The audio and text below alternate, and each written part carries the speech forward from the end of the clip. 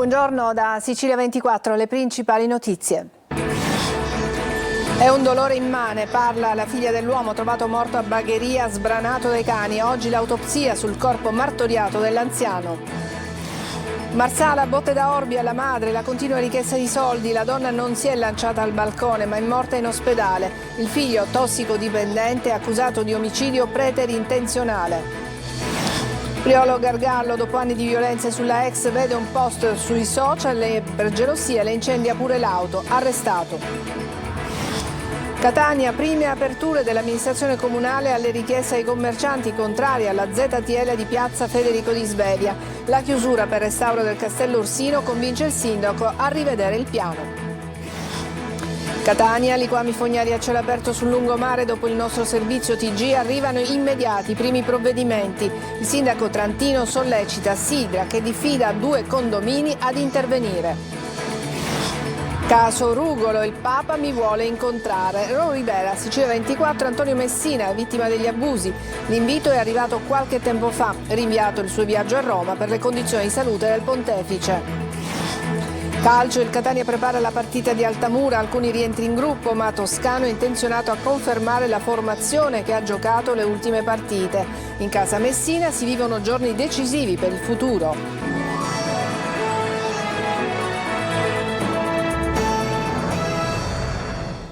Bentrovati. Al Policlinico di Palermo l'autopsia sul corpo di Salvatore Maggiore, l'uomo di 84 anni che sarebbe morto in seguito all'aggressione dei cani corso. La figlia che abbiamo raggiunto telefonicamente dice è un dolore immane. Sentiamo Marco Gullà. C'è un rispetto, c'è un dolore, c'è una tragedia immane che io ho vissuto insieme a mio padre con mio fratello. Quindi vi chiedo rispetto per degli nipoti che stanno ancora arrivando. A parlare è Adelaide Maggiore, la figlia di Salvatore, l'uomo di 84 anni che lunedì scorso è morto presumibilmente in seguito all'aggressione di 3 cani corso a Bagheria. In questi minuti è ancora in corso l'autopsia che dovrà stabilire cosa ha provocato con esattezza la morte.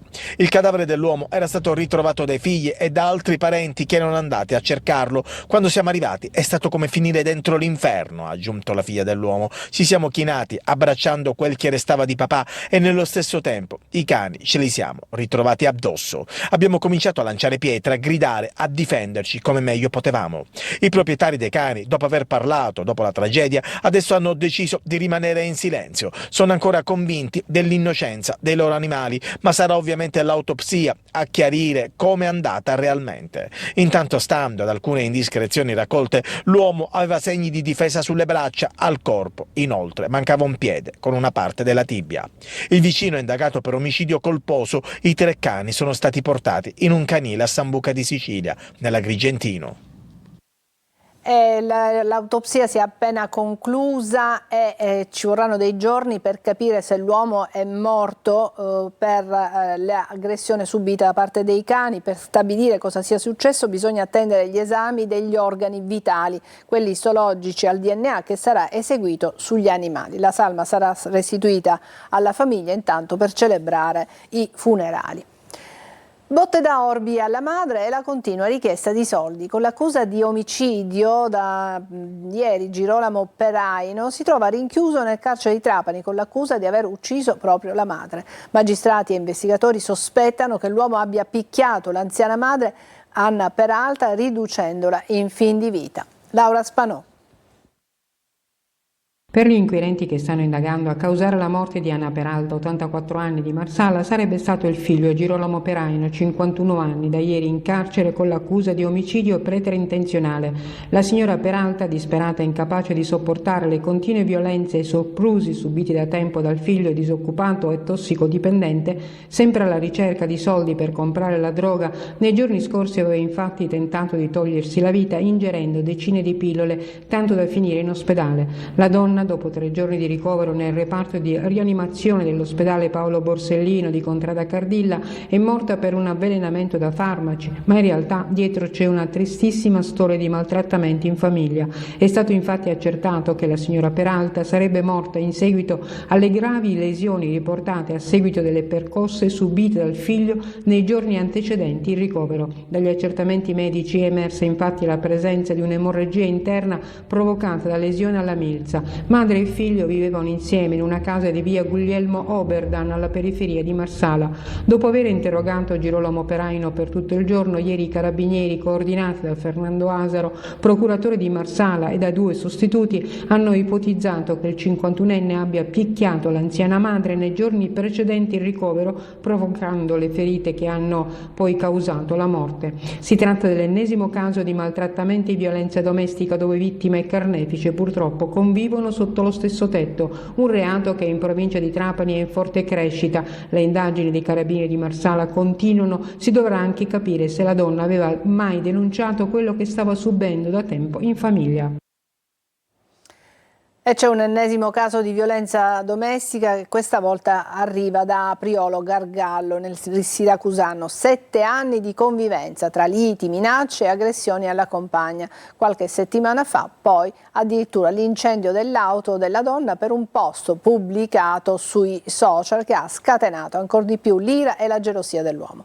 Il quarantenne adesso è ai domiciliari. Francesco Aloi.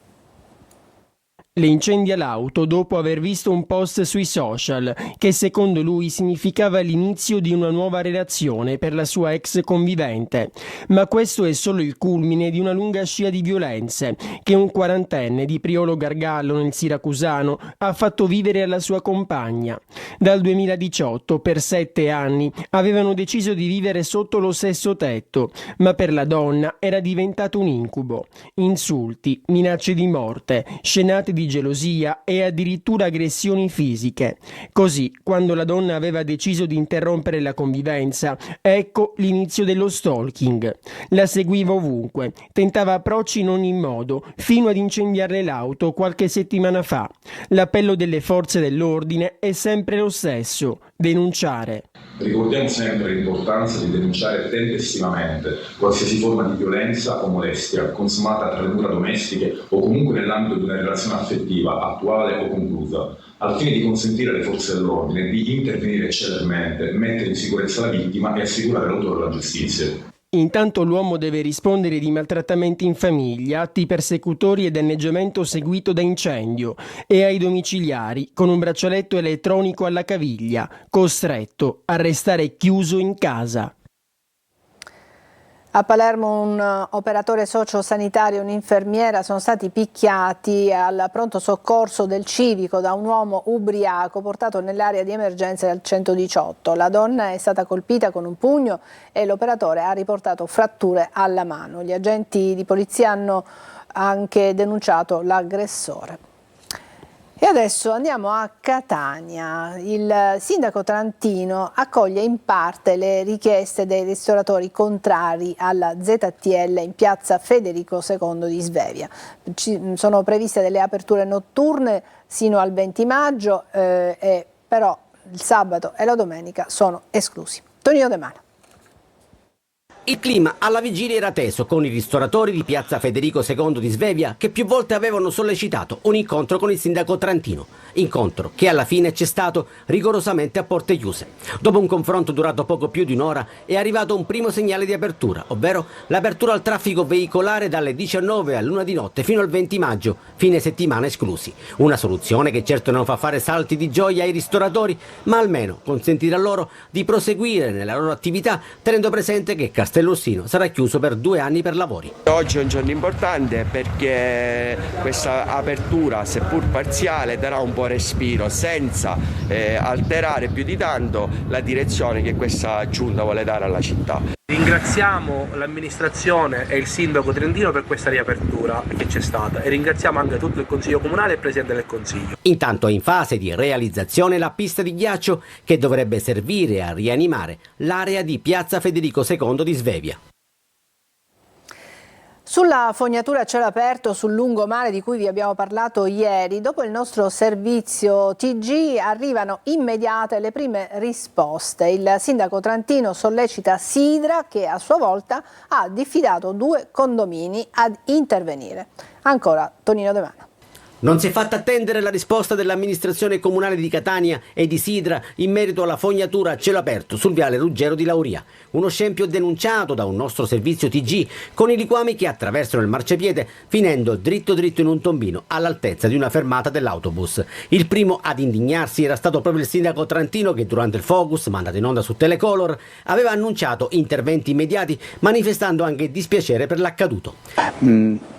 Non dico quello che penso. Non dico assolutamente no. Comunque volevo dire, Sindaco, che i servizi di Tonino De Mano pregevoli li discutiamo in riunione, quindi ci assumiamo noi la responsabilità. Direttore, non dico quello che penso nella riferita al servizio, ma ai nostri ritardi su questo discorso dello scarico. Sidra, probabilmente sollecitata dallo stesso primo cittadino, ha inviato una diffida intimando un intervento immediato di manutenzione dell'impianto di scarico condominiale per la fuoriuscita di liquami sulla sede stradale. Destinatari del provvedimento i condomini tra le vie De Gasperi, Guerrera ed Aldebaran. Alla luce dei problemi di natura igienico-sanitaria, oltre che di sicurezza per circolazione veicolare e pedonale, si legge, si diffidano nuovamente i condomini ad intervenire con estrema urgenza e non oltre 7 giorni per la risoluzione del problema. La speranza, aggiungiamo noi, è che sia la volta buona per liberare il lungomare da questo scempio.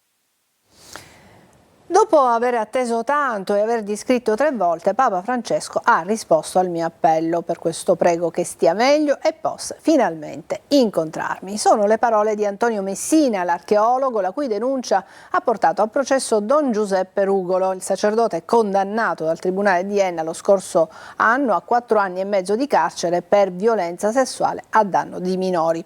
Sentiamolo nel servizio di GR Italia.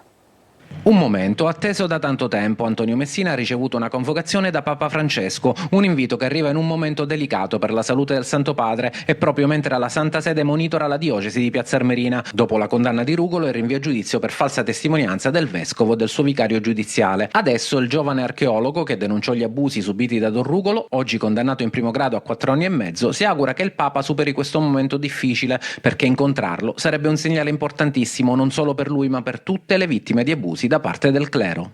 È stata una grande emozione, mista incredulità aver ricevuto la richiesta da parte del Santo Padre di essere ricevuto in udienza privata. Credo che sia un segnale importante nella richiesta di verità e di giustizia che perseguo da anni, ma non solo per me ma per quanti hanno subito violenze da parte del clero. Prego che il Papa stia meglio e possa finalmente incontrarmi, dice Antonio, che per anni ha scritto al Pontefice senza mai ricevere risposta. Adesso la convocazione rappresenta una speranza di cambiamento rispetto a un contrasto evidente. Mentre il Vaticano si muove, la diocesi di Piazza Armerina rimane in silenzio. Diventa un segnale importante anche alla luce di quelli che sono invece al contrario i comportamenti che vengono assunti nei miei riguardi da parte della diocesi di Piazza Armerina e del suo vescovo, che oggi è rinviato a giudizio per falsa testimonianza. L'incontro con il Papa potrebbe rappresentare una svolta, un segnale di vicinanza alle vittime e una presa di responsabilità della Chiesa. A Catania questa mattina c'è stato il primo incontro tra i vertici di ST Microelectronics e i sindacati dopo l'annuncio della cassa integrazione per 2.500 dipendenti. Nella sede di Confindustria i sindacati hanno chiesto un piano industriale e ci saranno altri incontri. Intanto la cassa integrazione per 2 settimane è stata confermata. La Lega, col ministro Salvini, ribadisce come i primi cantieri potrebbero aprire nella primavera di quest'anno. Stiamo parlando del ponte sullo Stretto, la cui protesta arriva però nelle aule del Parlamento europeo a Bruxelles con un evento organizzato dal fronte del no all'opera. Francesco Triolo. Il ministro Matteo Salvini annuncia l'avvio dei cantieri per la realizzazione del ponte sullo Stretto per la primavera, dopo che il governo avrà presentato in Consiglio dei Ministri i documenti necessari da inviare a Bruxelles per poi ottenere l'approvazione del progetto definitivo dal CIPES. Ma intanto proprio a Bruxelles arriva il no al ponte con un evento promosso da Partito Democratico, Movimento 5 Stelle e Alleanza Verdi Sinistra, che si sono rivolti alla Commissione europea per capire, conoscere se sia un'opera che rispetti le norme europee. Ci sono tantissime opere che in questo momento sono prioritarie per i territori e per il Paese, a partire da 2 regioni che hanno uno stress idrico incredibile e la totale assenza di infrastrutture. PD, 5 Stelle e Verdi hanno sottolineato alla Commissione la mancanza di studi tecnici su rischi sismici, erosione costiera ed interferenze con le aree nature, di dubbi sulla sostenibilità economica del progetto. I rischi che in quello stretto esistono in termini sismici, in termini ambientali, verrebbero anch'essi messi in discussione, alla luce poi di un ponte che oggi non ha l'esigenza in termini di traffico merci che poteva avere 50 anni fa. Ma questo progetto ha in sé, diciamo, un frutto avvelenato formidabile. Disegnano i disegni di progetto una faglia definita certa, attiva e capace a 20-30 metri di distanza dalle fondamenta del pilone lato Calabria. Adesso una breve pausa, ci vediamo tra poco.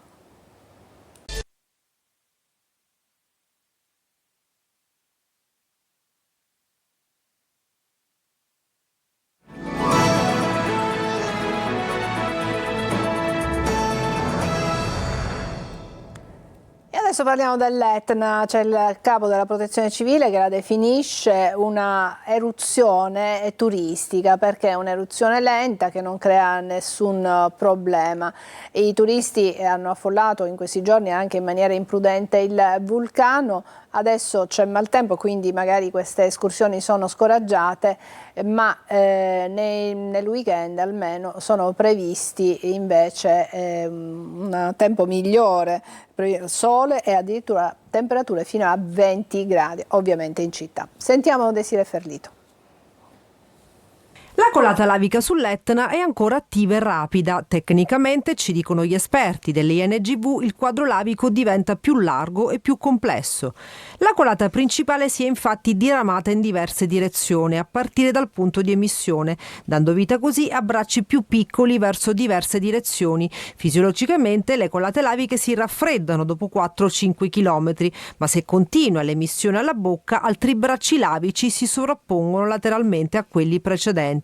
E così appunto il campo lavico si allarga. Nonostante questo crolla il livello del tremore vulcanico e l'eruzione sembra aver perso energia.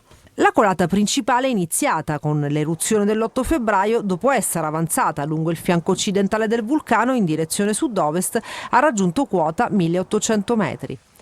Un braccio un po' più piccolo e stretto, monitorato dagli esperti dell'INGV, si propaga attualmente accanto alla colata precedente, in direzione nord, diretto dentro una piccola valle. Continua anche l'attività esplosiva. Ancora forti boati si possono udire dai paesini intorno al vulcano, dove continua a piovere cenere lavica.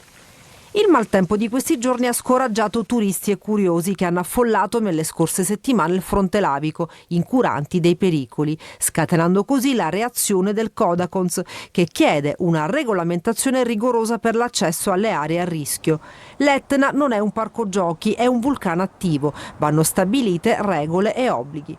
La speranza è che l'arrivo del weekend, questa volta soleggiato, con temperature fino a 20 gradi, non sia un invito ad affollare nuovamente il vulcano. Nell'approfondimento focus di oggi Eva Spampinato parlerà del pericoloso aumento delle malattie sessualmente trasmissibili tra i giovani e della campagna di Save the Children per portare l'educazione sessuale e sentimentale a scuola. Ospiti saranno Gabriele Giorgianni dell'ASP di Catania e Carmela Trovato, dirigente scolastico dell'Istituto Parini di Catania. Come al solito potete intervenire inviando un messaggio al 342 7455 005. La trasmissione è in streaming anche sul sito lasiciliaweb.it. Un articolo sulla Sicilia e in particolare sulle meraviglie di Siracusa è stato pubblicato qualche giorno fa sul Times, il più importante quotidiano estero. Per il sindaco è uno stimolo a fare sempre meglio per gli albergatori, un riconoscimento straordinario. Francesco Aloi. Siracusa, città più bella della Sicilia, a decretarlo è il Times. Lo storico quotidiano britannico infatti ha dedicato un articolo firmato Charles Spring proprio a quello che di bello offre la città.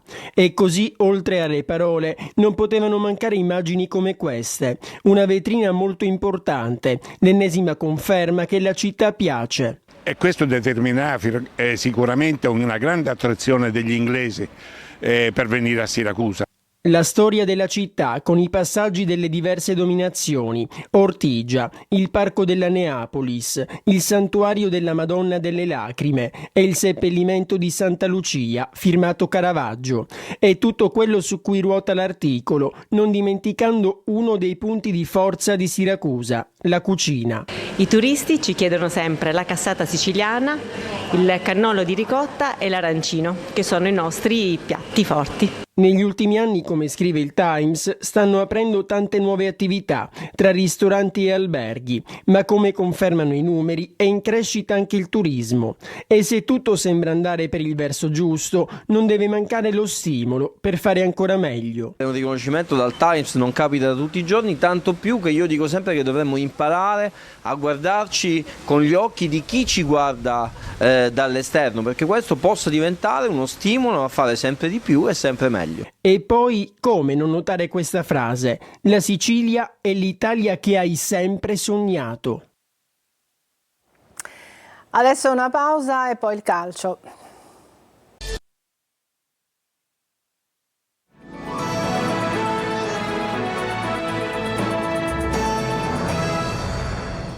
Eccoci al calcio. Il Catania in vista di Altamura ritrova la presenza in gruppo di alcuni giocatori, ma l'11 di partenza sarà con ogni probabilità molto simile a quello visto nelle ultime partite. Marco Carli.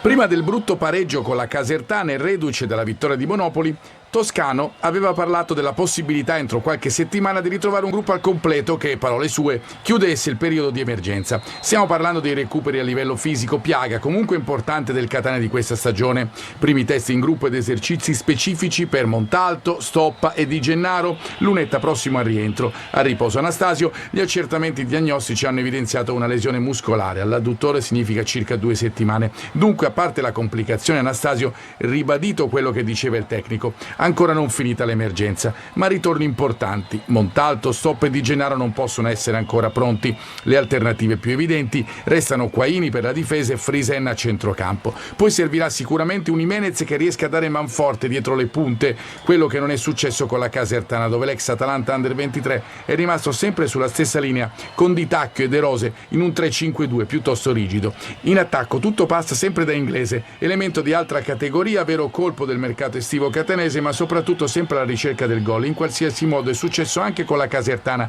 in cui è stato veramente l'unico a rendersi pericoloso. Anche nel secondo tempo asfittico che ha fatto arrabbiare tutti, lui si è salvato, sarà protagonista, c'è da giurarci, anche ad Altamura.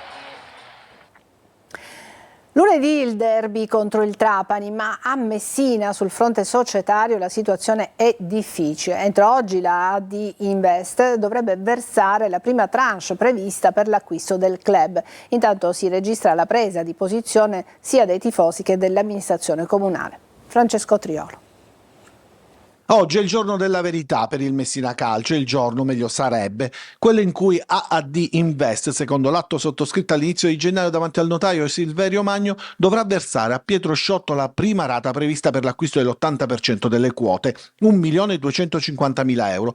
Ma secondo quanto trapela, dopo aver mancato il pagamento degli oneri contributivi e fiscali, difficilmente questa scadenza dovrebbe essere rispettata, aprendo di fatto, oltre alla penalizzazione già scontata, una fase di incertezza sul futuro stesso del club. In caso di mancato pagamento, Sciotto potrebbe, secondo quanto scritto nel contratto, chiedere di tornare in possesso delle quote e a quel punto potrebbe cederle a qualcun altro. Sullo sfondo ci sarebbe una cordata di imprenditori locali e non pronti a subentrare in tempi brevi.